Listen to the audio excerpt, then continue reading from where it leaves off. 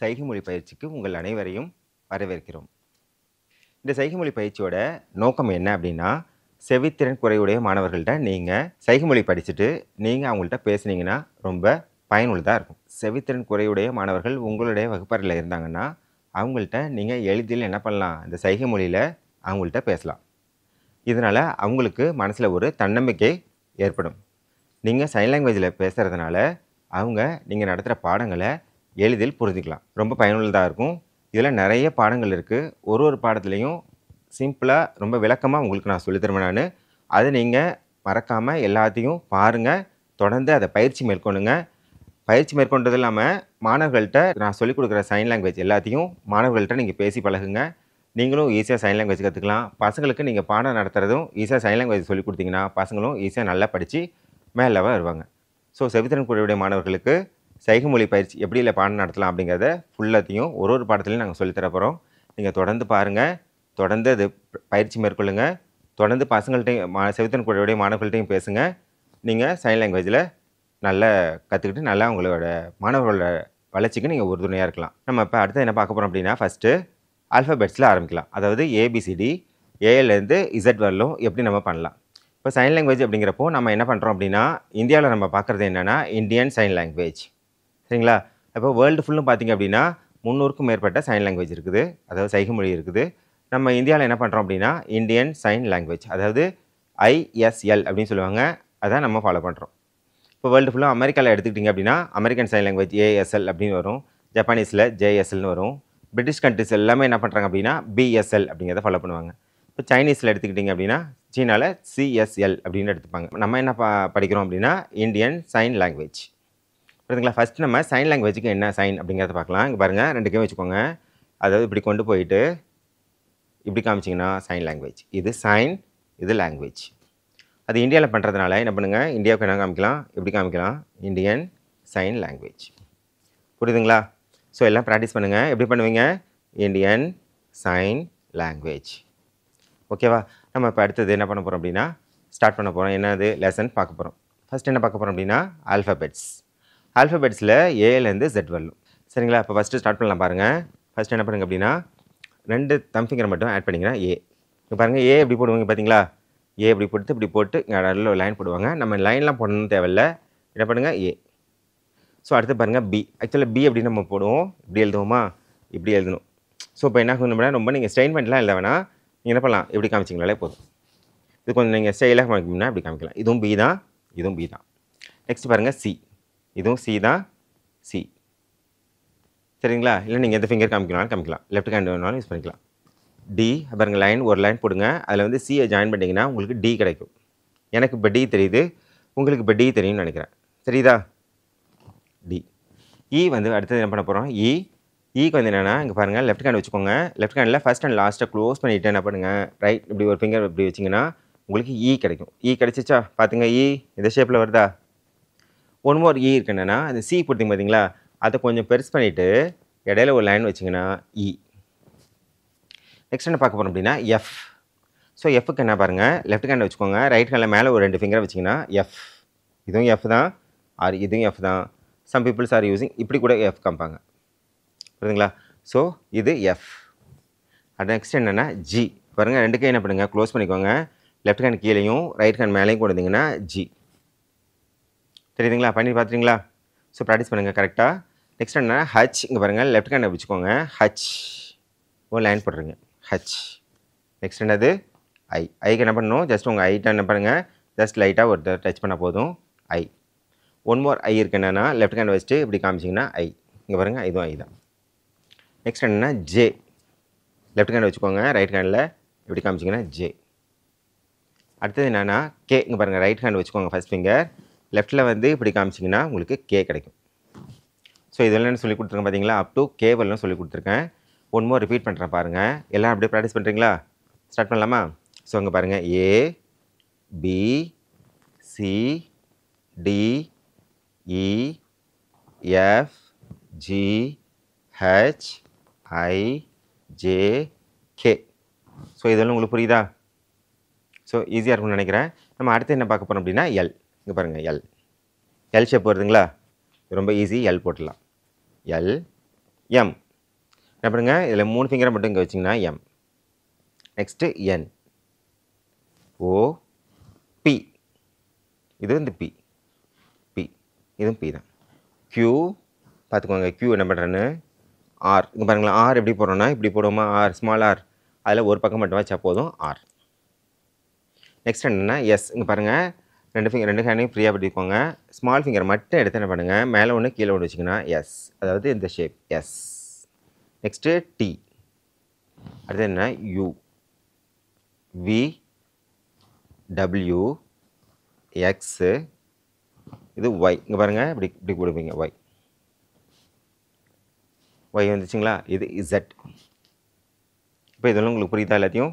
ஒன்று ரிப்பீட் பண்ண பார்க்குறீங்களா? இங்கே பாருங்கள், A, B, C, D, E, F, G, H, I, J, K, L, M, N, O, P, Q, R, S, T, U, V, W, X, Y, Z. So இதை வச்சு நீங்கள் என்ன பண்ணணும் அப்படின்னா வார்த்தைகள்லாம் ஃப்ரேம் பண்ணலாம். ஃபார் எக்ஸாம்பிள் இப்போ நான் ஒரு 2-3 வார்த்தைகள் சொல்கிறேன், அது நீங்கள் என்னென்னு பாருங்கள். இங்கே பாருங்கள், ஸ்கூல் எஸ், சி, ஹெச், ஓ, ஓ, எல், ஸ்கூல் அப்படிங்கிறத சொல்லியிருக்கேன். புரியுதுங்களா? இப்போ வந்து நேம் சொல்லணுன்னா கூட நீங்கள் நேம்னாலும் சொல்லலாம், ஏதாவது பிளேஸ் இருக்குன்னா கூட நீங்கள் அதில் சொல்லலாம். புரியுதுங்களா? இப்போ தமிழ்நாடுனா சொல்கிறப்பாங்க, டி, ஏ, எம், ஐ, எல், என், ஏ, டியூ, தமிழ்நாடு. ஸோ இதுமாதிரி என்னென்ன வார்த்தைகள் இருக்கோ அது எல்லாத்தையும் ப்ராக்டிஸ் பண்ணுங்கள். உங்கள்கிட்ட ஏதாவது இங்கிலீஷ் புக் இருக்குது, இல்லை ஏதாவது இங்கிலீஷில் ஏதாவது பேப்பர்ஸ் எதாவது இருக்குது அப்படின்னா ஏபிசிடியில் உள்ள இந்த லெட்டர்ஸ் எல்லாத்தையும் நீங்கள் என்ன பண்ணுங்கள், அதை எடுத்துக்கோங்க. ஃபுல்லாக அதில் உள்ளதை கையால் ப்ராக்டிஸ் பண்ணிங்க அப்படின்னா உங்களுக்கு ஈஸியாக ஒரு ½ அன் ஹவரில் என்ன பண்ணலாம், நீங்கள் சைன் லாங்குவேஜில் ஆல்ஃபபெட்ஸ் நீங்கள் கற்றுக்கலாம். சரிங்களா? புரியுதுங்களா? நம்ம இப்போ அடுத்து என்ன பார்க்க போகிறோம் அப்படின்னா நம்பர்ஸ். சரிங்களா? எண்கள், நம்பர்ஸ் அப்படிங்கிறத பற்றி சொல்லித்தர போகிறேன். இதில் எப்படிலாம் அந்த நம்பர்ஸ் அப்படிங்கிறத சைன் லாங்குவேஜில் பண்ணலாம், மாணவர்களுக்கு சொல்லித்தரலாம் அப்படிங்கிறது எல்லாத்தையும் உங்களுக்கு சொல்லித்தர போகிறேன். நீங்கள் பொறுமையாக பாருங்கள். எல்லாத்தையும் நான் சொல்லித்தர சைன் எல்லாத்தையும் நீங்கள் பயிற்சி எடுங்க. சரிங்களா? நீங்கள் ப்ராக்டிஸ் பண்ணால் மட்டுமே இது உங்களுக்கு ஞாபகம் இருக்கும், இல்லைனா மறந்துடும். சரிங்களா? இப்போ ஃபஸ்ட் நம்பர்ஸ் அப்படிங்கிறப்போ என்ன நம்ம பார்க்கலாம் அப்படின்னா ஸ்டார்டிங் நம்பர் நம்ம 0லேருந்து ஸ்டார்ட் பண்ணலாம். 0க்கு என்ன பண்ணுவீங்க நீங்கள் 0. நம்ம ஓ போட்டோம் பார்த்தீங்களா ஆல்ஃபபெட்ஸில். ஸோ 0, 1, 2, 3, 4, 5.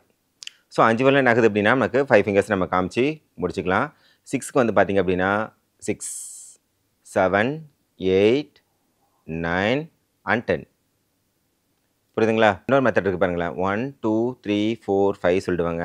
6க்கு இப்படி காமிப்பாங்க சில பீப்புள். 7க்கு இப்படி காமிப்பாங்க, 7 இப்படி எழுதி காமிப்பாங்க. 8 இப்படி காமிச்சிட்டு இப்படி எழுதி காமிப்பாங்க. 9க்கு என்ன பண்ணுவாங்க, திரும்பி பழைய இப்படி வருவாங்க. இது 10. ஸோ அதிகமாக என்ன யூஸ் பண்ணுறாங்க அப்படின்னா 0, 1, 2, 3, 4, 5, 6, 7 ஒன்று ஆட் பண்ணுங்கள் 7, இன்னொரு ஃபிங்கர் ஆட் பண்ணால் 8, இன்னொரு ஃபிங்கர் ஆட் பண்ணால் 9 அண்ட் இன்னொரு ஃபிங்கர் ஆட் பண்ணால் 10. இப்போது 10 வந்து என்ன பண்ணுறோம், நம்ம சிங்கிள் ஹேண்டில் காமிக்கலாம், இல்லைன்னா நீங்கள் டபுள் ஹேண்டில் என்ன செய்யலாம் 10 அப்படின்னு காமிக்கலாம். புரியுதுங்களா? இல்லை 10 அப்படிங்கிறப்போ நீங்கள் எப்படி காமிக்கிறப்போ 1, 0 கூட காமிக்கலாம். 1, 0. 10க்கு அப்புறம் நீங்கள் என்ன பண்ண போகிறீங்க அப்படின்னா 11, 12லாம் வரணுன்னா நீங்கள் ரெண்டு ஹேண்டையும் யூஸ் பண்ணலாம், அப்படி இல்லை சிங்கிள் ஹேண்டை யூஸ் பண்ணாலும் பண்ணலாம். ஸோ சிங்கிள் ஹேண்டில் யூஸ் பண்ணணும் அப்படிங்கிறப்போ எப்படி பண்ணுவீங்கன்னா 1, 1 பாருங்கள், 1 பக்கத்துலேயே 1 போட்டுக்கிறீங்க. இன்னொரு 1 இருக்கு என்னென்னா 1, இது 11, இதுவும் 11 தான். இப்படி இல்லை நீங்கள் ரெண்டு கையும் யூஸ் பண்ணணும் அப்படின்னா காமிக்கலாம், இப்படி காமிக்கலாம் 11. புரியுதுங்களா? இது 11, இது 12, 1, 2, 12, இது 1, 3, 13, 14, 15, 16க்கு என்ன செய்வீங்க, 1ம் 6ம் பண்ணுமா, அப்போ 1, 6. 17க்கு 1, 7, 1, 8, 1, 9, 2, 0. ஸோ இப்படியே எப்படி போகும் 30, 40, 50, 60, 70, 80, 90, 100. 100க்கு என்ன செய்கிறீங்க, 1 போட்டு 0, 0, 2 0 போட்டுறீங்க. இது என்ன நீங்கள் செய்யலாம் அப்படின்னா 2 பாயிண்ட் வைக்கிற மாதிரி, அதாவது 1 போட்டு என்ன பண்ணலாம், 0, 0 போடாமல் 2 டாட்ஸ் வைப்பீங்க. இது பாருங்கள், இப்படி வச்சுட்டு இப்படி காமிச்சிங்கன்னா அதுவும் என்னது 0 தான் கன்சிடர் பண்ணிப்பாங்க. அப்போ 1 இப்படி காமிச்சாலும் 100 தான், 1 போட்டு 0, 0 போட்டிங்கனாலும் 100 தான். புரியுதுங்களா? அதுக்கப்புறம் என்ன ஆகும்னா 101, 102ன்னு அப் டு நீங்கள் 1000 வரல போயிட்டே இருக்கலாம். இப்போ ஃபார் எக்ஸாம்பிள் இப்போ நான் வந்து 256 காமிக்கிறேன்னு வச்சுங்களேன், 256. சரியா? இப்போ 375 காமிக்கிறேன்னா 375. ரைட்டா? இப்போ 510 காமிக்கிறேன்னா 510. 675 காமிக்கிறேன் பாருங்க. 675. வேற என்ன காமிக்கலாம்? இப்போ 825 காமிக்கிறேன்னா 825. இப்படியே 1000 போகிறப்ப 1000க்கு வந்து என்ன செய்யலாம்? 1000 அப்படி காமிச்சிக்கலாம். அப்படி இல்லைன்னா என்ன செய்யலாம் நீங்கள்? 1 போட்டு 3 டாட்ஸ் இங்கே பாருங்கள். 1 எப்படி காமிச்சாலும் 1000 தான். ஒன் மோர் 1000 இருக்குது என்னென்னா இங்கே பாருங்கள் எப்படி காமிக்கிறது. 1 போட்டு என்ன செய்கிறீங்க? கீழே இப்படி காமிக்கிறீங்க. ஸோ இது என்ன அப்படின்னா 1 கிலோகிராம். 1 கிலோ 1 கிலோன்னா 1000 கிராமா? அப்போ என்ன செய்கிறோம்? 1 கிலோகிராமுக்கு நம்ம அப்படி காமிக்கிறோம். So 1 kilo. இன்னும் சில பீப்புள்ஸ்லாம் எப்படி காமிப்பாங்கன்னா இப்படி காமிப்பாங்க. இங்கே பாருங்கள் இப்படி இருக்குல்ல, இப்படி காமிப்போம்ல, அதை மேலேருந்து கீழே எப்படி காமிப்பாங்க. ஸோ இதுவும் என்னென்னா இது 1000, 2000, 3000, 4000, 5000 அப்படின்னு இப்படி காமிக்கலன்னா எப்படி காமிக்கலாம்? 1000, 2000, 3000, 4000, 5000 அப்படி காமிச்சாலும் 1000 தான். அது நல்ல சைன் லாங்குவேஜ் தெரிஞ்ச பசங்கள்கிட்ட பேசுனீங்கன்னா இப்போ நான் சொல்கிறது புரியும். இல்லை சரியாக உங்களுக்கு சொல்ல தெரில, மறந்துடுச்சு அப்படிங்கிறப்ப நீங்கள் என்ன செய்யலாம்? சாதாரணமாக 5 போட்டு 000 அப்படி நீங்கள் காமிச்சிக்கலாம். அதுவும் எல்லாருக்கும் புரியும். பேசிக் புரியுதுங்களா? இப்போ 1000க்கு அப்புறம் மேலே போகிற நம்பர்லாம் என்ன ஆகுது? 5000, 10,000. 10,000க்கு என்ன செய்வீங்க நீங்கள்? 10 போட்டு 000 அப்படி காமிச்சிக்கலாம். இல்லை 10,000னா என்ன செய்யலாம்? 10 போட்டு கீழே அப்படி காமிக்கிறீங்க. 10,000 போட்டு என்ன செய்யலாம்? 1 போட்டு 40 காமிக்கணும்னாலும் காமிச்சிக்கலாம். ஸோ எப்படி காமிச்சாலும் அது மூணு வழியில் சொல்லியிருக்கேன். இது எல்லாமே என்ன ஆகும் அப்படின்னா அந்த செவித்திறன் குறைவுடைய மாணவர்களுக்கு கண்டிப்பாக இந்த சைகை மொழி புரியும். நான் சொல்லிக் கொடுக்குறது சரியா? இது எப்படி நான் சொல்கிறேன் அப்படின்னா என்னோடய அனுபவத்தில் நான் நிறைய பேர்கிட்ட பேசியிருக்கோம். அவங்கள்ட்ட சொல்லி பேசுகிறதுல அவங்க எங்கள்கிட்ட சொன்னதில் நான் உங்கள்கிட்ட சொல்கிறேன். சரிங்களா? அது தவிர நாங்கள் எடுத்த சிறப்பு பயிற்சியில் எங்களுக்கு சொல்லி கொடுத்துருக்காங்க. அதை உங்களுக்கு சொல்கிறோம். சரிங்களா? இப்போ அடுத்தது பார்த்திங்க அப்படின்னா 10,000 வந்துருச்சு, 50,000 வந்துருச்சு, 1 lakh. பாருங்கள், லேக்குக்கு என்ன செய்கிறோம்? எல் போட்டு எல் சேர்த்துக்கிறீங்க. சரிங்களா? இப்போ 2 lakhன்னு வச்சுக்கோங்களேன். 2 கொடுத்து எல் சேர்த்துட்டிங்கன்னா 2 lakh. இந்த 2 lakh அப்படிங்கிறப்போ எதுக்கு சொல்லுவீங்க? அதாவது கேஷ் அமௌண்ட் சொல்கிறீங்கன்னு வச்சுக்கோங்களேன். அப்போ வந்து 2 lakh. புரியுதுங்களா? 5 lakh, 10 lakh, எல். அதிலே கோடிக்கு போணுச்சு அப்படின்னா க்ரோருக்கு என்ன செய்வீங்க? சி சேர்த்துக்கலாம். இப்போ 2 crore, 5 crore, 10 crore, 50 crore. 50 போட்டு சி கொடுத்துட்டு அது என்ன செய்யணும்? அது என்ன அப்படிங்கிறத நீங்கள் சைனில் சொல்லி ஆகணும். இப்போ அது கேஷாக இருக்கலாம், புரியுதுங்களா? வேறு ஏதாவது பேப்பர்ஸாக இருக்கலாம். அது என்ன வேல்யூ, என்ன ஆப்ஜெக்டோ அதை நீங்கள் அதெல்லாம் சேர்த்துக்கணும். Add on sign. புரியுதுங்களா? இப்போ இதில் என்ன சொல்லியிருக்கேன்? 0லேருந்து நம்ம க்ரோர்ஸ் வரலும் பார்த்துருக்கோம். இந்த நம்பர்ஸ்லாம் இப்போ எங்கெங்கெல்லாம் அதை யூஸ் பண்ணுறோம் அப்படிங்கிறத அடுத்து பார்க்கலாம். சரிங்களா? இப்போ அடுத்தது நம்பர்ஸ் அப்படிங்கிறப்போ எங்கே வரும்? ஜென்ரலாக நீங்கள் பாருங்களேன். இப்போ வந்து நீங்கள் வந்து கிளாஸ் எடுக்கிறீங்க பசங்களுக்கு அப்படிங்கிறப்போ மேக்ஸ் எடுக்கிறீங்க வச்சுக்கோங்களேன். இப்போ கணிதம் நடத்துகிறீங்க அப்படிங்கன்னா அதில் நிறைய எண்கள்லாம் வரும். இப்போ ஃபார் எக்ஸாம்பிள் 2 ப்ளஸ் போடணும்னு வச்சுங்களேன். ப்ளஸ்ஸுக்கு என்ன சிம்பிள்? இப்படி போடுவோம். ப்ளஸ்ஸு நம்ம என்ன செய்கிறோம்? இப்படி செய்கிறோம். ப்ளஸ் 3 ஈக்குவல் டு என்னது? 5 அப்படின்னு ஆன்சர் சொல்லுவாங்க. புரியுதுங்களா? இதே நீங்கள் வந்து மைனஸ் பண்ணணுன்னா 10 மைனஸ் 5 என்ன ஆன்சர் வரும்? 5 அப்படின்னு ஆன்சர் சொல்லுவாங்க. புரியுதுங்களா? மல்டிப்ளை பண்ணணும்னு வச்சுக்கோங்களேன். 5 × 2 கொடுத்தீங்கன்னா என்னது? 10 அப்படின்னு சொல்ல போகிறாங்க. ஸோ இந்த ஆப்ரேட்டர்ஸ், அரித்மெட்டிக் ஆப்ரேட்டர்ஸ்னு சொல்லுவாங்கள்ல, ப்ளஸ்ஸு, மைனஸு, மல்டிப்ளிகேஷன், டிவிஷன். இது என்ன? டிவிஷன். ஆக்சுவலாக டிவிஷன் இப்படி காமிப்பாங்க, இது டிவிஷன். இப்போ பர்சன்டேஜ் போடணும், சதவீதம் போடணும்னு என்ன பண்ணுவாங்க? இப்படி கொடுத்து இப்படி கொடுப்பாங்க. புரியுதுங்களா? அதெல்லாம் உங்களுக்கு அதில் வந்துடும். மேக்ஸில் சொல்கிறப்ப உங்களுக்கு இந்த சைன்லாம் நம்பர்ஸ்லாம் யூஸ் ஆகும். ஸோ மேக்ஸில் வந்து நீங்கள் அடுத்து என்ன செய்வீங்க? வேறு எதுக்கு நீங்கள் நம்பர்ஸ் யூஸ் பண்ணலாம் அப்படிங்கிறப்போ பார்த்தீங்கன்னா, நீங்கள் வந்து புக்கில் இருக்கிறீங்க. புக்கில் வந்து பேஜ் நம்பர் எங்கே இருக்குது அப்படின்னு நீங்கள் சொல்லணும் மாணவர்கள்ட்ட. இப்போ மேக்ஸ் புக் எடுக்கிறீங்க. அதில் வந்து என்ன செய்கிறீங்க? பேஜ் நம்பர் சொல்கிறீங்க. இப்போ 50 பேஜ் நம்பர், பக்கம், ஏதாவது பக்கம், புக் எடுங்க. புக்கில் பக்கம் நம்பர் என்னது?